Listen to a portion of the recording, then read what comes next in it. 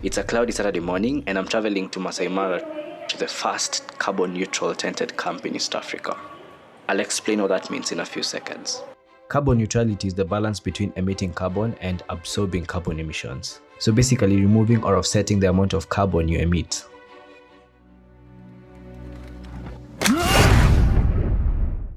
Let me call Valerie and Loic, who are two of the three founders of the Emboo River Camp in Maasai Mara, and have them explain in the simplest form on what carbon neutrality means. Hey, how are you? How are you, man?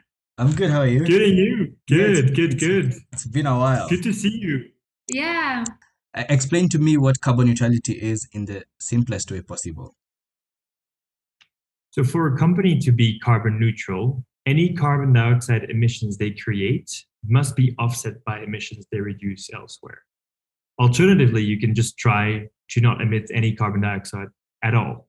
And this is what we're doing at Emboo. We emit zero CO2 from our internal operations. And there are so many aspects to it, and I can't go into too much detail as you want it in the simplest form, but you'll learn a lot about it in the video that is coming up. Hi, thank you.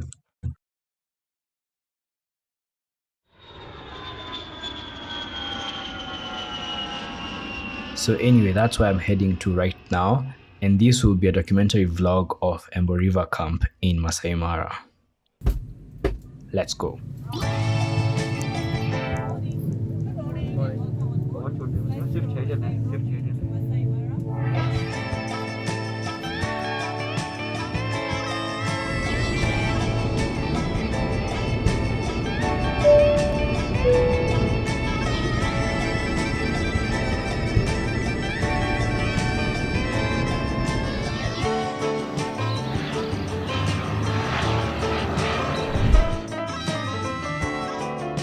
Yes. Brian? Yes, Brian. Mzuri sana. Karibu. Welcome to Maasai Mara.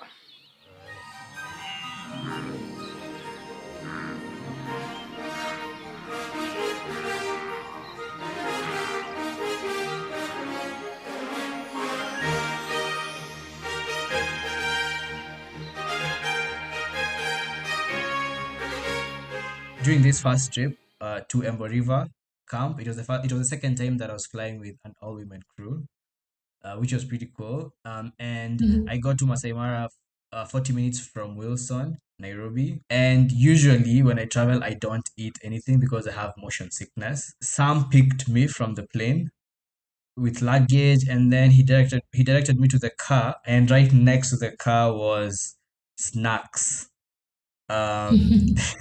Which was refreshing because there are so many cars at the airstrip, but only you guys were offering snacks to your guests.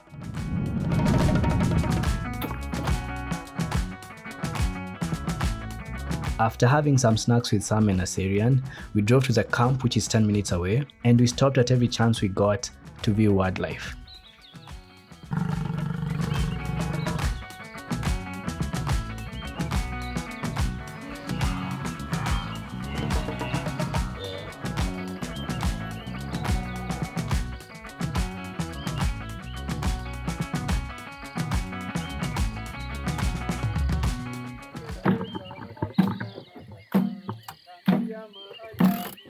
And then we got there was so much singing and dancing, which was fun, and I loved it.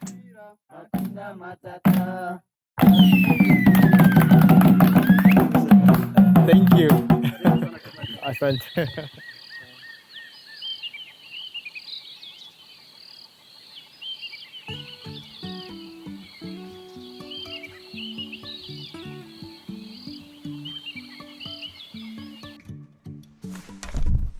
It's getting hot.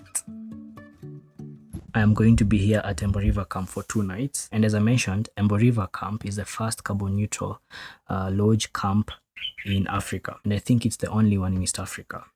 I'm going to have a word with the manager here, William, and he's going to explain to me how they achieve it, how they achieve carbon neutrality, and why they do it. So my name's William Pertois Santian. I'm the general manager and the co-founder of Emboo River Camp in the Maasai Mara. William Santian is the third founder of Emboo River Camp. He's a well-experienced East African travel guide turned hospitality maestro. Santian, karibu sana. I want to talk to you about the room, the tent itself. There are specific things in the tent that I want you to describe to me how they contribute to carbon neutrality in Emboo River Camp. Our rooms are designed in a way that we don't create more carbon footprint in all the material that we use in the rooms. And to start with is the tent, the kind of a tent that we have. The material that is used actually is close to almost eco-friendly. And also the linen, and we're looking on eco and sustainable linen that actually comes from not so much toxic source that actually will ruin the environment. And the way we are looking at it is that we're looking on having bamboo-made fabric that we can be able to recycle in some point, and also where we source them, we source in eco-friendly and sustainable production, and is being grown sustainably as well. Number two, the furnitures that we use in the tent are all from eco-friendly or eco and sustainable source. And this is a shamba that we did ourselves, which they're all gambols, and gambols are fast growing, and you can overuse them. You cut them, and then within 6 months, you have other shoes that you can use. And that's what we have been doing. Our tents actually, it doesn't really occupy much space. We streamline it to a point where the tent actually, it doesn't take so much part in the environment, because normally when you have a much bigger tent, and then you cover so much area where sometimes can be used by other animals. So we looked into this aspect as well, and have smaller tent, which is still be luxurious to the guest and be able to serve the purpose that we wanted to do in the camp. We make most of the furniture on site. The beds actually is made of scrap metal. These are the metals that have been used, and instead of throwing away, we just give them another life. And these are made in camp, and partial of them or some of them are made in Nairobi. That's only the metal, but all the woodwork actually are made here on ground. There's a book in the room that has details about the tent. Like I said, in the hippo pool tent, which gave information about the tent, and it has paper. What kind of paper does it have? The folder itself actually is made by local women using recycled plants, and these are recycled banana leaves, and some of them are made from water hyacinth, which is a maintenance in the country. And we have local women which they have been using these plants to make a living and at the same time take care of the environment. The papers in it actually are recycled papers, which are the papers that people throw away, like cardboards and newspapers. So they give them another life. We have a team in Nairobi which is giving these papers another life and making books and also other pamphlets using them. And this is what we have in all our folders in the rooms. What about the bathroom shampoos?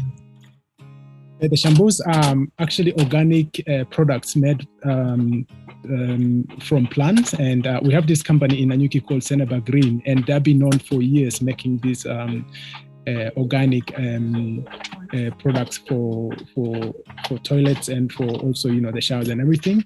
And reason being, our system here for the water actually need organic materials. Otherwise, we won't have plants in the lagoons to purify water. And if you use anything with synthetic material that can actually produce chemical and can kill plant, then the whole water system will collapse. So basically, the use of organic shampoo and conditioners is very intentional, because all the wastewater after taking a shower, using the toilet, or cleaning up the tent is drained to this lagoon within the camp, which is made of plants that naturally purify the water without any toxins and make it recyclable for other activities in the camp. These plants are the local wetland plants from the Mara. It's two types of plants. We have Cyprus latifolia, and we have Typha domiguensis. These plants have been proven to purify and sanitize the water through the roots. So what happens is that the water comes through the manhole just over there, and then it goes through the plants, and then by the time that they get into this manhole, the water is clean. from the toilet. So it's clean, as you can see. That's the toilet water, shower water, kitchen, the laundry. It's really being purified through the system. Yeah. It is a closed loop system where there is no drop of water that goes to waste, and the purification system doesn't leave a carbon footprint.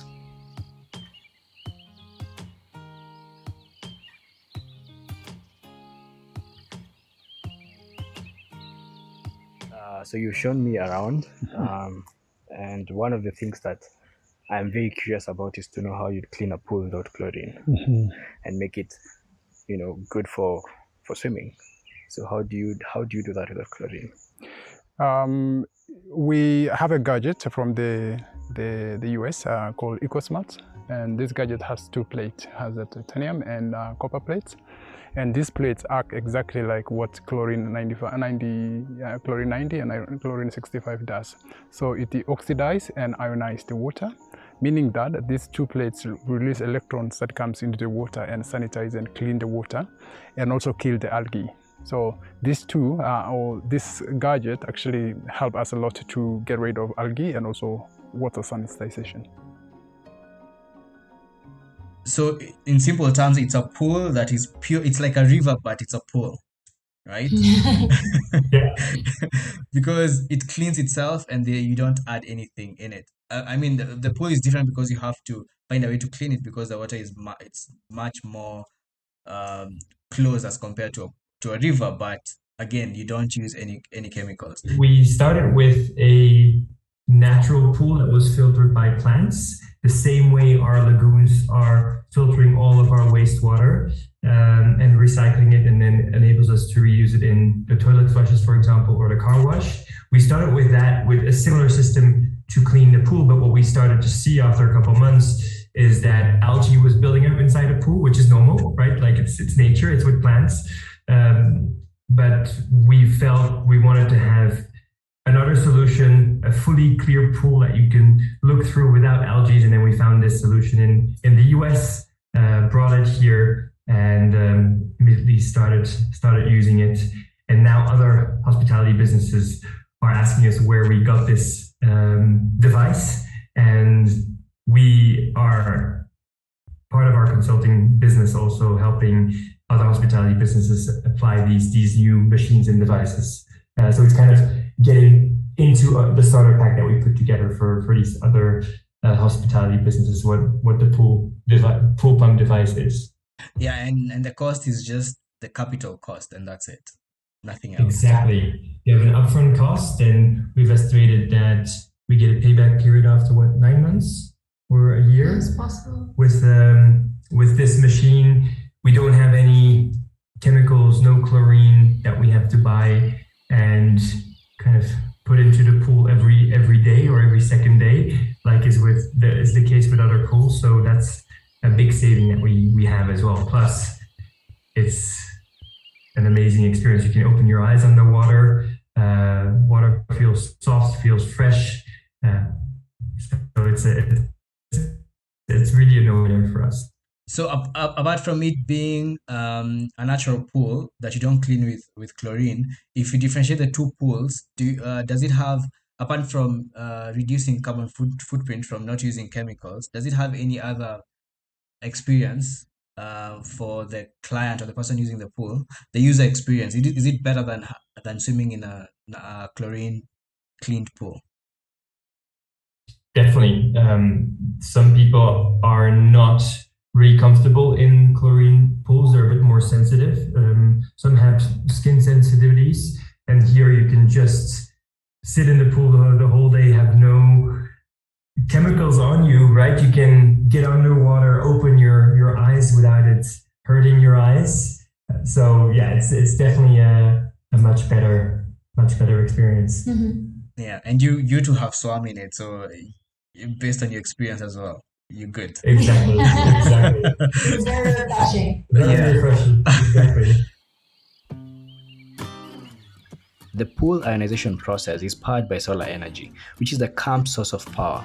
There are solar panels installed in the camp that generate enough green energy for lighting, hot showers, charging devices including the Emboo River electric tour vans, which I'll talk about later in this documentary. There are 60 solar panels, 15 enough for the camp load, and 45 panels to charge the electric tour vans, with a storage capacity of 50 kilowatt hours, which means that the storage is fully charged as soon as the panels have 3 hours of sun exposure.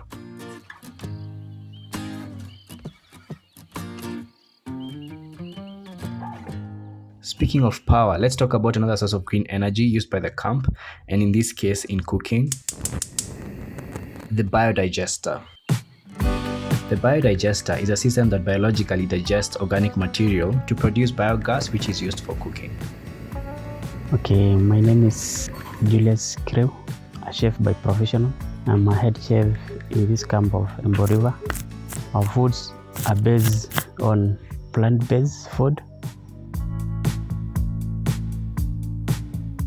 One thing I want to mention, you guys offer a primarily vegan menu, right? So why did you choose a vegan menu? Well, Emboo River is all about sustainability. And as Loic mentioned before, we have the electric vehicles, everything is solar, we reuse our water. So it's all those big things, but also the little details. And one important element of the stay is, of course, what you eat. And we have our own organic farm where we grow our own vegetables, our herbs, our fruits. So we want to make sure that those ingredients get highlighted really well on the menu. So as the seasons change, the types of fruits that might be in season change, so that also our menu changes. And having then a sustainable dish that highlights these local ingredients just fits really well with our vision. And on top of that, it allows guests to just explore new dishes. We take them on this culinary journey with us where they can explore new ingredients, try new flavors. So we hope that guests have an amazing time, enjoy great food, and that then they take a little bit of inspiration home with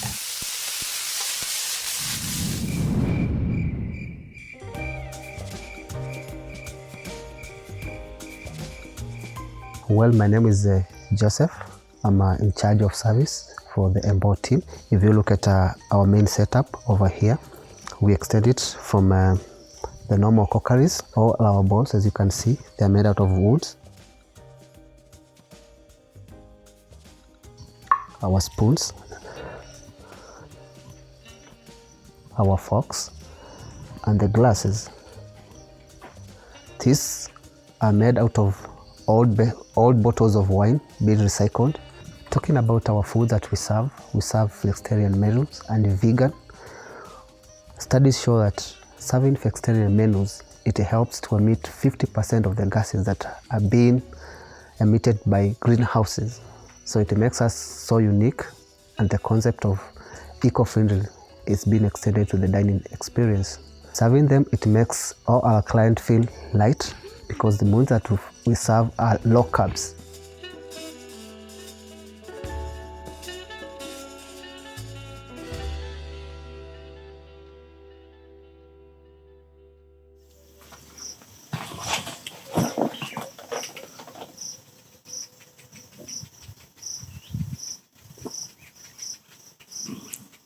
It's really good. So pretty much all the ingredients in the smoothie, it has been grown by Emboo Camp. They have a few acres of land outside the protected area of the park or the reserve where they grow their own fruits, vegetables, so they can use them to make their own food.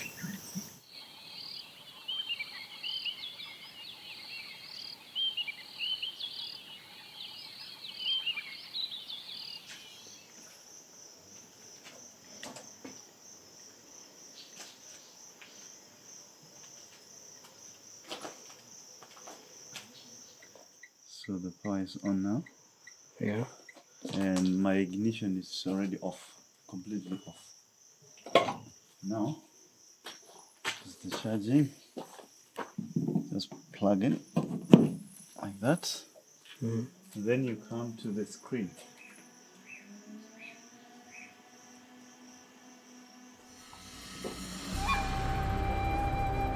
My name is Sami Kailo. I'm the safari guide at Emboo River Camp. So our vehicles are electric, very quiet. It has an advantage because driving around for game drive, there's no sound, very silent.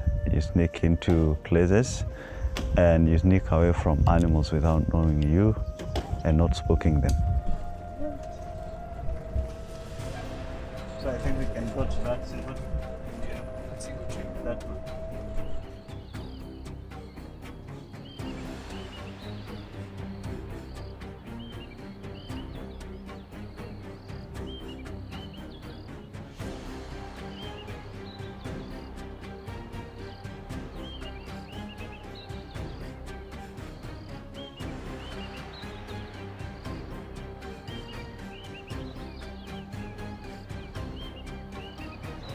Our vehicles are solar powered.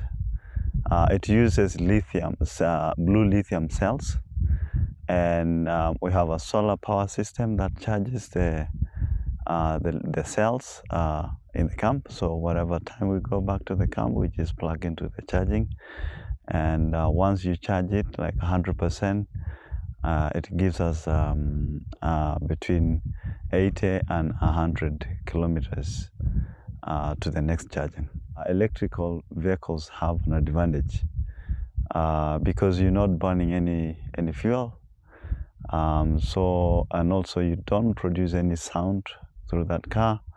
So it has a very added advantage than any other external engine vehicles. Driving this car is very easy because it only has drive, neutral, and reverse. But also we have the four-wheel drive leaf, which is just work like normal vehicles. So it's easy. It's not. It's very easy. Everyone can drive.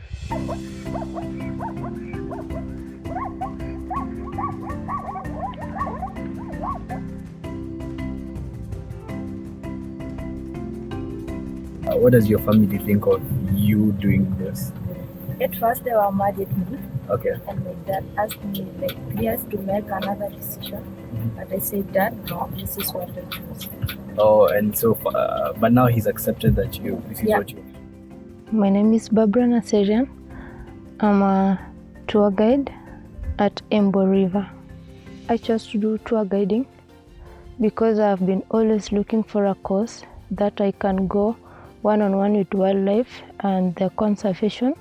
And as I was searching, I came across the tour guiding and travel operations, and that's why I went for that course. Here at Emboo River, I'm the only female guide, and I really love to do it because it's something that is unusual for women to do, but for me, I love it. I appreciate everything, and to all ladies there, I love you, and join me in the field. So you guys incorporated the safari part of it from the hospitality side because your business is hospitality and tourism. You're inside a national reserve, one of the best national reserves in the world. And for your user experience for the client, one of the things that they come to see is wildlife. So you have to get them from your camp to the wildlife itself. And based on that interaction with wildlife, then as much as you're being sustainable as a camp, you want to spread it within your biggest asset, which is the park. So you guys decided to have the first electric safari car, which there are two, right? How did you come up with that? Yeah, four. There are four now. Oh wow, Yes. there are four now. Yes. I'll send you a picture of our newest car that was just delivered 3 days ago. Yes, please send me a picture. So how did you come up with that idea? And once you have an electric car, is it way better than a diesel car? And is it sustainable to the environment and also to the camp because of the cost implications? How do you dispose the batteries and all that? But from a guest experience part, guests come to Maasai Mara to enjoy nature. And being out in nature allows you to see lots of things, but you also want to hear what's around you. You want to hear the grass that you're driving through. You want to hear the bird life around you. And being in an electric car that's silent allows you to do that. So it's just a unique experience. It's like you're part of nature instead of really imposing yourself on it. You don't have the diesel fumes. You don't have the loud engine humming. So instead, it's like you're part of nature. Your experience increases, the chances of seeing wildlife goes up, because right now the guests plus the guides can use all their senses. It's not just sight, it's hearing, it's smell. So often our guests they go out on a drive and they see wildlife and they're the only people there. There's no other guests, there's no other camps or cars, because we just are able to do our own guiding in such a much better way. And then also because we're in the center of the Maasai Mara, we're not fenced, there's wildlife all around us, even within the camp. So the game drives start as soon as you jump into the car. And to add to that, it also makes financial sense and for the environment, right? Like, yes, you have a upfront cost, which is a little bit higher, but because those cars are utilized so much, your payback periods are quite low. Within 3.5 to 4 years, you've got that paid back. There's no fuel costs that you have, right? So when we look at savings versus other camps in the Mara, that's quite substantial, just having a fully electric safari fleet. We also decided to take lithium iron phosphate batteries, which are without cobalt. That was very important for us as well. And at the end of their lifetime, we've estimated that these batteries will have between 5,000 and 6,000 cycles. That's what the manufacturer has told us. And after those cycles in the car, we will continue using them as energy systems. So to store energy that is created by our solar for camp power. So we extend that life cycle even more.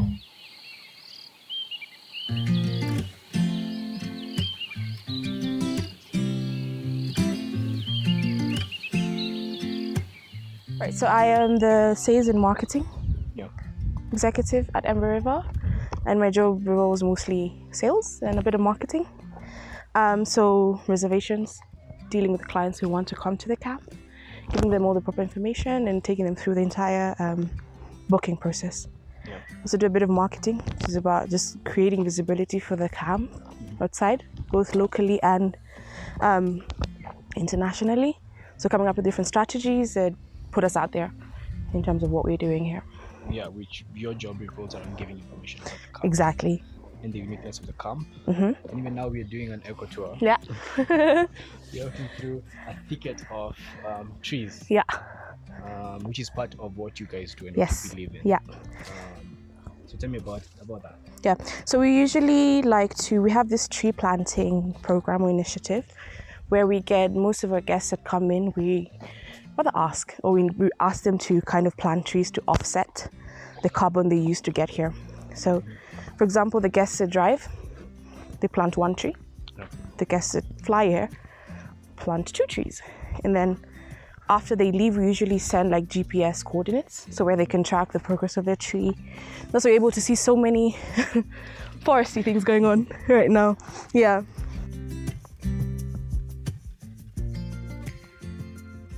Let's talk about the registration process. Yeah. So, I want to come here. Yeah. Registering online. Yeah. So what we like to do is the moment you've decided you're coming, we send you an online registration form, which ideally gives us as much information about you as possible so we can kind of deliver the best service to you. It includes different things, your dietary needs, for example, what kind of special activities you could want, so we can offer little surprises. I don't know if I can use you as an example, Brian. Yeah. We found out through some of that your birthday is in a couple of days. Yeah. You know, you already know this, but we were planning to do a little surprise, yeah? And we find that it works because it's that extra measure you take where you're not just offering a service per se, but you take the little bits about a customer and just make them feel special in a way, you know? Yeah. Because then by the time the client gets here, it's very personalized. Yeah. Exactly. You don't really have to ask them questions No. about what they need. Yeah. Because you already know what they need. Yeah, we already know. We can get some clients that want meat on a specific. Happy birthday, dear Clara. Happy birthday to you.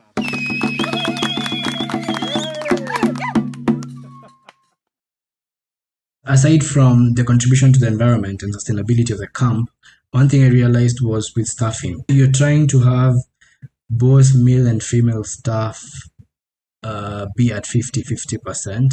Is that intentional? Because I saw there's quite a number of male employees and also female employees in terms of ratio. Is it intentional that you do that when you're hiring? Yes, this is all intentional, and as an eco and sustainable camp, we just want to make sure that we apply all areas of eco and sustainability. And one of the areas that actually bring a balance within the community is empowering everyone, but more so giving power more to women, because this is an area where women have been marginalized for a very long time. And coming into this space, we as Ember, we looked into the point where why don't we actually give a chance the women here as well as men? So I will say actually, because the narrative of empowering women or having more women actually have been hitting headlines and all the time, but I'm just saying that I'm just giving everyone an equal opportunity. Men and women, because having that's like giving an equal opportunity for everyone, and that's how it should be. This is a field where it's highly dominated by males, and for no reason. And now we have women, which they don't have a say, or they don't have a contribution into the society, which it should be. So Emboo actually is giving that chance to the women, and that is why we went into a workforce that would be 50-50 gender balance. All right. So, thank you so much for the call, William. Let me get back to editing this video, and I'll talk to you later. So, thank you very much. All right. Have a good day at the camp. Thank you. Thanks so much. Looking Have a good forward. evening. All right. Good evening. Thanks, Bye. Brian. Bye. Bye. Bye.